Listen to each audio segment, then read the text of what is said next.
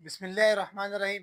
तो आज हमारे पास जो है ना लीनियर अलजेब्रा का वेक्टर चैप्टर हमने स्टार्ट किया था, क्योंकि इससे पिछली वीडियो में जो है हमारे पास फंडामेंटल ऑफ वेक्टर स्पेस, क्योंकि इस पे हमने ऑलरेडी आप लोगों को जो बेसिक था वो मैंने बता दिया। क्योंकि इससे सारा जो हमारे इक्वेशन बनते हैं, ग्राफ बनते हैं, तो इस तरीके बनते हैं।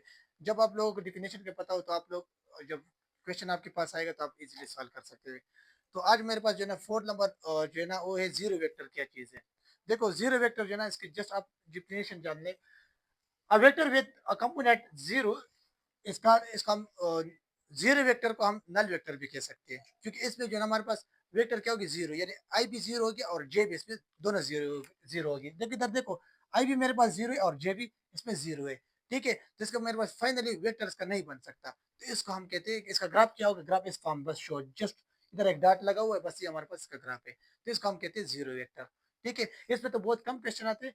ये जो है ना सेकंड नंबर मेरे पास जो है ना ये बहुत ज्यादा लाजिमी है, यूनिट वेक्टर। इसमें सारे आपके जो वेक्टर चैप्टर जो है ना वेक्टर स्पेस, इसमें सारे क्वेश्चन इससे रिलेटेड आएगी, ज्यादातर क्वेश्चन इस पे आएगी।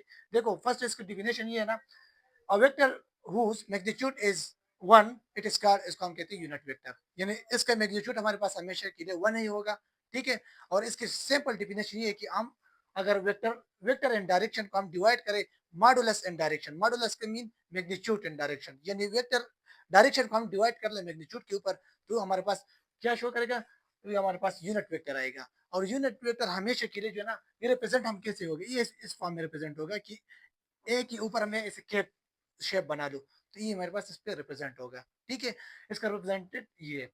जस्ट इसका जो फार्मूला मैंने लिखा ना, फार्मूला देखो, unit vector in a direction, इसका फार्मूला है यानी vector in direction divide by modulus in direction. सही है, अगर डायरेक्शन को मैं मॉडुलस पे डिवाइड कर दूं तो मेरे पास क्या आ जाएगा, यूनिट वेक्टर शो करेगा। जब भी हमारे पास जो है ना फार्मूला है ना, इसका ये फार्मूला, ये इसको सीखना लाजमी है। सही है, और इसको जब मैं मल्टीप्लिकेशन फॉर्म में फर्स्ट इस फॉर्म में होता है, फिर उससे अगर हम यूनिट और वेक्टर फाइंड आउट करते हैं तो हम इसको इस फॉर्म में कन्वर्ट करेंगे। तो देखो मेरे पास एक एग्जांपल मैंने लिया है। इस एग्जांपल में ये कह रहा है ना कि इधर मेरे पास एक ए आई है और दूसरे मेरे पास जे है। ठीक है, इसका मैं फर्स्ट ऑफ ऑल मैं इसे काम करूंगा, यूनिट वेक्टर मेरे पास क्या आएगा। तो मुझे तो पता है ये मेरे पास ऑलरेडी किस फॉर्म में, यानी वेक्टर एंड डायरेक्शन फॉर्म में ऑलरेडी दिया होगा। हमेशा क्वेश्चन जो है ना हमारे पास यूनिट एंड डायरेक्शन फॉर्म में होगा। और हमेशा देखो, यूनिट वेक्टर जो है ना ये हमारे को सिर्फ डायरेक्शन शो करता है। ठीक है, ये मैग्नीट्यूड हमको शो नहीं करता। ठीक है, इसमें मैग्नीट्यूड वन के बराबर होगा, और ये हम यूज क्यों करते, इसको हम डायरेक्शन के लिए यूज करेंगे। सही है, देखो इधर जो है ना, इसको मैं अगर इस इक्वेशन को मैं सॉल्व करना चाहता हूँ, तो मेरे पास ये ऑलरेडी जो है ना मेरे पास यूनिट एंड डायरेक्शन फॉर्म में है। इसको मैं सेकंड मॉडुलस फॉर्म में कन्वर्ट करूंगा, यानी मैं मैग्नीट्यूड इसका निकालूंगा। फिर उसके बाद मैं इस फार्मूले में पुट करूंगा तो मेरे पास यूनिट वेक्टर आ जाएगा। इसको मैं कैसे लिखूंगा, देखो इसको मैं इस मॉडुलस फॉर्म में लिखूंगा, मेरे पास वन है और इसके साथ इधर मेरे पास जीरो है, और इस मॉडुलस फॉर्म में मैंने लिख लिया। अब मैं ऐसे काम करूंगा कि इस वन के ऊपर जो है ना मैं स्क्वायर ले लूंगा, और बीच में हमेशा प्लस होगा, और इधर जीरो के ऊपर मैं स्क्वायर ले लूंगा और अंडर द रूट। यानी मैग्नीट्यूड का जो फार्मूला है ना वो मेरे पास ये है कि मैं ले लूं कि ए एक वेक्टर मेरे ए एक वेक्टर इस फॉर्म में मैंने लिख लिया, ये मेरे पास बराबर है कि a square plus b square under the root. ये इसका फार्मूला है, मैग्नीट्यूड का फार्मूला है। सही है, देखो इसको मैं इस फॉर्म में कन्वर्ट कर दिया। अभी मुझे मालूम है कि वन का स्क्वायर तो वन आ जाएगा, ठीक है, और जीरो का स्क्वायर जीरो हो जाएगा। तो मैं डायरेक्ट लिखूंगा, अगर वन के ऊपर मैं अंडर द रूट लिख लूँ तो मेरे पास फिर यही वन आ जाएगा। सही है, तो इसका मेरे पास फाइनल आंसर इधर मैं इसको इस फार्मूले में पुट करूंगा।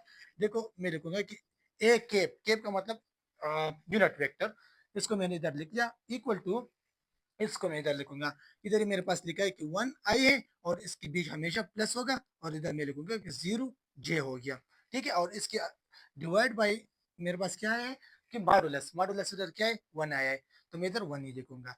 और इसको हम बाद में इसको इस फॉर्म में भी लिख सकते हैं कि वन डिवाइड बाई वन आई हो गया, और इधर मेरे पास जीरो जे हो गया।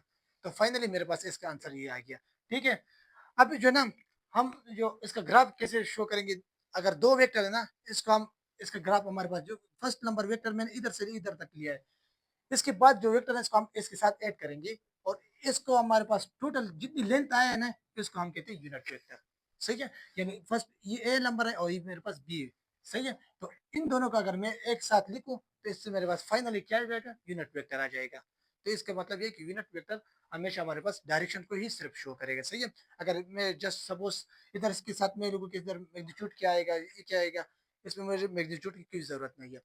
और इसमें जो है ना ज़ीरो वेक्टर में हमेशा एक ही पॉइंट्स रह गया था कि इसमें मैग्नीट्यूड ज़ीरो होगा और इसका डायरेक्शन जो है ना इसकी ज़रूरत नहीं है। यानी इसमें no direction and magnitude is zero होगा हमेशा के लिए। क्योंकि वो जो वेक्टर है ना वो अपनी जगह पे होता है ना, वो हिलता नहीं है, बस वो अपनी जगह पे खड़ा है। तो इसका मैग्नीट्यूड भी ज़ीरो होगा और डायरेक्शन भी ज़ीरो होगा। तो ये हमारे पास जो है ना इसके फंडामेंटल ऑफ अ वेक्टर, इसके रिलेटेड जो है ना बाकी जितने हमारे पास फंडामेंटल ऑफ वेक्टर स्पेस है, इसमें पैरेलल है। तो आप उसको खुद मतलब उसको मैं नेक्स्ट वीडियो में इंशाल्लाह ताला डिस्कस कर दूंगा। तो अभी तक इतना ही काफ़ी है, मिलते हैं नेक्स्ट वीडियो में। Thank you.